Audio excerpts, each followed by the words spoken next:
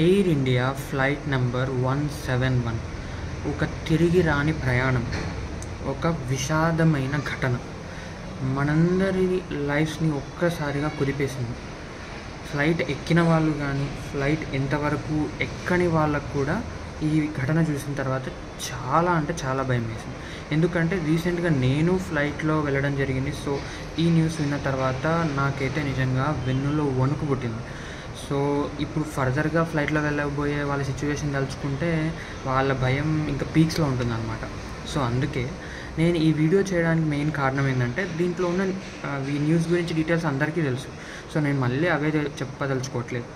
నేను ఒక emergency exit seat యొక్క ఇంపార్టెన్స్ అండ్ దాని మీద ఒక అవేర్నెస్ వీడియోగా మాత్రమే ఈ వీడియో చేస్తున్నా. సో మనమందరం అనుకుంటాం ఫ్లైట్ జర్నీ అనేది ఒక లగ్జరీ థింగ్, మనం ఆకాశంలో ఫ్లై చేసే ఆ ఎక్స్పీరియన్స్ని and at the same time డెస్టినేషన్కి చాలా తక్కువ సమయంలో రీచ్ అయిపోవచ్చు అనే ఎన్ని బెనిఫిట్స్ అయితే ఉన్నాయో, అదే ఫ్లైట్లో ఒక్క చిన్న మిస్టేక్ జరిగితే, ఇంటర్నల్ ఫ్యాక్టర్స్ వల్ల కానీ లేదు ఎక్స్టర్నల్ ఫ్యాక్టర్స్ వల్ల జరిగిన ఒక్క చిన్న మిస్టేక్ ద్వారా అదే ఫ్లైట్ ఎక్స్పీరియన్స్ ఒక డిజాస్టర్ అవుతుంది. ఎందుకంటే రిస్క్ ఎక్కువ కాబట్టి దానికి కాన్సిక్వెన్సెస్ కూడా అంతే ఎక్కువ ఉంటాయి. ఇలాగే నా ఫ్లైట్ ఎక్స్పీరియన్స్లో కూడా సిమిలర్ సిచ్యువేషన్ జరిగింది. But God's grace, Hyderabad to Kadapa రావాల్సిన ఫ్లైట్ ఏదైతే ఉందో, మేము ఎక్కిన తర్వాత టేక్ ఆఫ్కి 5 minutes ముందు వాళ్ళు పైలట్స్ అనేవాళ్ళు మన ఫ్లైట్లో ఏదో చిన్న ప్రాబ్లం ఉందని చెప్పి డిటెక్ట్ చేశారు. సో వెంటనే ఫ్లైట్ని ఆపేసి రన్వే మీద నుంచి తీసుకొచ్చి మళ్ళీ స్టాండ్లో పెట్టేశారనమాట. మమ్మల్ని అందరినీ డిపార్ట్ చేపించి మీరు ఎయిర్పోర్ట్లోకి వెళ్ళండి, మీకు ఇంకొక ఫ్లైట్ అనేది అరేంజ్ చేస్తారు అని చెప్పి. సో ఇదే డిటెక్షన్ అనేది కొంచెం లేట్ అయితే ఏమవుతుందిరా అంటే, కాన్సిక్వెన్సెస్ అనేది ఏమైనా అవ్వచ్చు.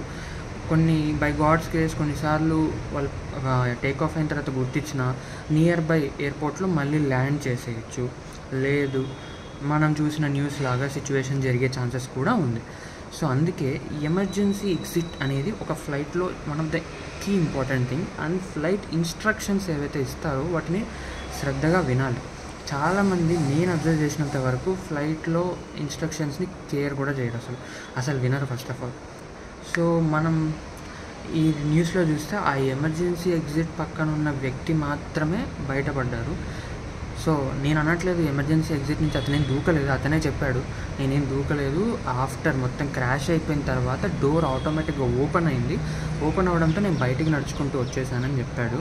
సో బట్ మనం చూసుకుంటే ప్రతి సిచ్యువేషన్లో మనకు అలా ఛాన్స్ ఉండదు. ఎమర్జెన్సీ ఎగ్జిట్ నుంచి ఓపెన్ చేసి మనం బయటికి వెళ్ళాల్సిన సిచ్యువేషన్స్ వస్తాయి. ఎమర్జెన్సీ ఎగ్జిట్ సీట్ అనేది చాలామంది ప్రిఫర్ చేయరు. ఎందుకు ప్రిఫర్ చేయరు? అది పాయింట్ నెంబర్ 1, కంఫర్ట్ ఉండదు చాలామందికి. సెకండ్ పాయింట్ ఏంటంటే, ఆ ఎమర్జెన్సీ ఎగ్జిట్ పక్కన ఉన్న వాళ్ళకి ఎయిర్ హోస్టెస్ వాళ్ళు చాలా ఇన్స్ట్రక్షన్స్ ఇస్తారు, అవి చాలా నచ్చవు చాలామందికి.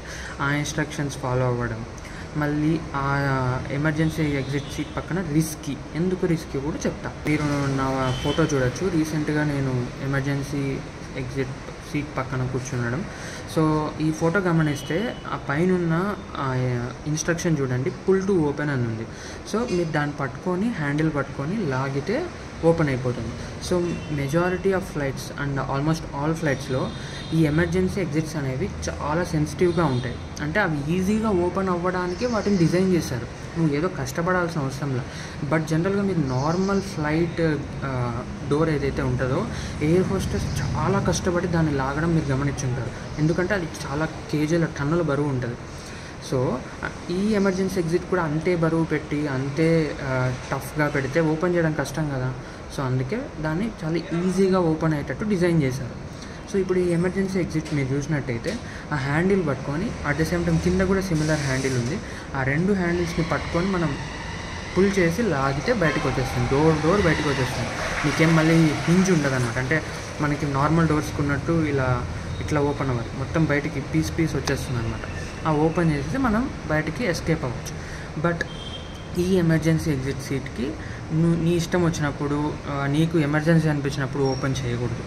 ఎందుకంటే నీ అంతటా నువ్వు ఓపెన్ చేస్తే అదొక పనిషబుల్ అఫెన్స్ అని వాళ్ళు కూడా ఇన్స్ట్రక్షన్స్లో చెప్తారు. ఓన్లీ ఇండిగోలో అయితే వాళ్ళు చెప్పడం ఎవాక్యుయేట్ అని 3 సార్లు చెప్పినప్పుడు మాత్రమే మీరు ఆ ఎమర్జెన్సీ ఎగ్జిట్ని ఓపెన్ చేయాల్సి ఉంటుంది. ఎందుకంటే చాలా కేసెస్లో ఎమర్జెన్సీ సిచ్యువేషన్స్లో పైలట్స్ కానీ క్యాబిన్ క్రూ కానీ దాన్ని కంట్రోల్ చేయడానికి ప్రయత్నిస్తారు. If everything is under control, వాళ్ళు ఆ సిచ్యువేషన్లో మీకు ఎమర్జెన్సీ ఎగ్జిట్ గురించి వెళ్ళమని చెప్పరు. ఇంకా సిచ్యువేషన్స్ అవుట్ ఆఫ్ కంట్రోల్ అయిపోయాయి, ఇంకా బయటికి వెళ్ళాలి అన్నప్పుడే మీకు ఆ ఇన్స్ట్రక్షన్ అనేది ఇస్తారు. సో పాయింట్ నెంబర్ 1 ఏంటంటే మనకి ఎప్పుడు నచ్చితే అప్పుడు ఓపెన్ చేసి వెళ్ళడానికి కాదు, వాళ్ళు ఇన్స్ట్రక్షన్స్ ఇస్తేనే ఓపెన్ చేయాలి. లేకపోతే దానికి మనల్ని ఫైన్ వేస్తారు, పనిష్మెంట్ ఉంటుంది, చాలా ఎంక్వైరీస్ ఉంటాయి. సో ఇప్పుడు మనం ఎమర్జెన్సీ ఎగ్జిట్ ఎందుకు ఇబ్బందో చూస్తాం. సో ఫస్ట్ థింగ్ వచ్చేసి మీరు గమనిస్తే ఫోటోలో హ్యాండ్ రెస్ట్ కూడా ఉండదు. మనం హ్యాండిల్ మామూలుగా ఫ్లైట్లో మిగతా అన్ని సీట్స్కి ఉంటుంది, బాగా కంఫర్టబుల్గా హ్యాండ్ రెస్ట్ పెట్టుకోవచ్చు. మనకి ఒక ప్యాడ్ కూడా ఉంటుంది ముందర, అంటే మనం ఏదైనా ఫుడ్ ఐటమ్స్ కానీ పెట్టుకొని తిన్నాను. బట్ ఇక్కడ చూస్తే మీరు ఆ ప్యాడ్ కూడా ఉండదు. పక్కన ఉన్న మన హ్యాండ్ రెస్ట్ ఏదైతే సెకండ్ సైడ్ ఉంది చూసారా, ఈ సైడ్ ఉన్న హ్యాండ్ రెస్ట్లో అక్కడున్న హ్యాండ్ రెస్ట్ లోపల మనకి ఒక ప్యాడ్ ఉంటుంది. అది ఓపెన్ చేసి మనం ఫోల్డబుల్ అనమాట, మనకి చదువుకునేటప్పుడు స్టడీ చైర్స్కి ఫోల్డబుల్ టేబుల్ ఉంటుంది చూసారా, అట్లనే ఫోల్డబుల్ ఉంటుంది. అది ఓపెన్ చేసి అది కూడా చాలా చిన్నగా ఉంటుంది. సో ఈ రీజన్స్ వల్ల and at the same time air hostess instructions, air hostess చెప్తారనమాట. ఎవరైతే ఎమర్జెన్సీ ఎగ్జిట్ సీట్ పక్కన కూర్చున్నారో వాళ్ళకి హిందీయా ఇంగ్లీషా మీకు ఏ లాంగ్వేజ్ అర్థమవుతుందని అడిగి ఆ లాంగ్వేజ్లో ఎమర్జెన్సీ ఎగ్జిట్ డోర్ని ఎలా ఓపెన్ చేయాలి, ఎప్పుడు ఓపెన్ చేయాలి, ఎందుకు ఓపెన్ చేయాలి అనేది నీట్గా మీకు చెప్తారనమాట. ఆ ఇన్స్ట్రక్షన్స్ని మనం శ్రద్ధగా వింటే మనకి ఎప్పుడైనా ఎమర్జెన్సీ సిచ్యువేషన్లో ఉన్నప్పుడు మనం స్పాంటేనియస్గా రియాక్ట్ అవ్వగలుగుతాం. అప్పుడు అటెన్షన్ ఇవ్వకున్న తర్వాత ఇబ్బంది పడతాం అనమాట. సో అలా ఇన్స్ట్రక్షన్స్ ఇవ్వడం చాలామందికి నచ్చదు, ఇది ఒక పాయింట్. అండ్ వాళ్ళ ఇన్స్ట్రక్షన్స్లో ఒక కీలకమైన ఇన్స్ట్రక్షన్ ఏంటంటే పట్టుకోకూడదు, మనం టచ్ చేయకూడదు అంటారు. ఎందుకంటే అది సెన్సిటివ్గా ఉంది, they are made of easy to open కాబట్టి. అందుకు ముసలి వాళ్ళు కానీ లేదా ఫస్ట్ టైం వెళ్ళిన వాళ్ళు కానీ తెలియకనో మనకి మామూలుగా అలవాటు ఉంటుంది బస్సులో కానీ ఎక్కడైనా. సో ఒక సపోర్ట్ తీసుకొని ఇలా పట్టుకొని ఏదైనా సపోర్ట్ తీసుకొని లేయడం, అలా సీట్ నుంచి లేసేటప్పుడు మీరు ఆ హ్యాండిల్ ఏదైతే పుల్ టు ఓపెన్ అని రాస్తారు చూసారా, దాన్ని పట్టుకొని లేస్తే పనిషబుల్ అఫెన్స్, ఓపెన్ అయిపోయే ఛాన్సెస్ ఉంటుంది. దానివల్ల అలర్ట్ వెళ్తుంది పైలట్స్ అందరికీ. ఆ పైలట్స్ మళ్ళీ క్యాబిన్ క్రూకి చెప్పి మీ దగ్గరికి వస్తారనమాట. అందుకే దాన్ని బై మిస్టేక్ కూడా టచ్ చేయకూడదు. సో మీరు అనుకోవచ్చు ఎంత చెప్పినా ఎన్ని లక్షల మంది ట్రావెల్ చేసేటప్పుడు బై మిస్టేక్ దాన్ని పట్టుకుంటారు కదా, పట్టుకున్నప్పుడు ఇప్పుడు ఫర్ ఎగ్జాంపుల్ ఆకాశంలో వెళ్తుంది, ఎమర్జెన్సీ ఎగ్జిట్ని సపోర్ట్ కోసం నిలబడడానికి వాష్రూమ్ వెళ్ళడానికి అలా పట్టుకొని లేచినప్పుడు అది ఓపెన్ అయిపోతుందా, ఓపెన్ అయిపోయి మనం అందరు ప్యాసింజర్స్ని బయటికి లాగేస్తుందా అని చెప్తే కాదు.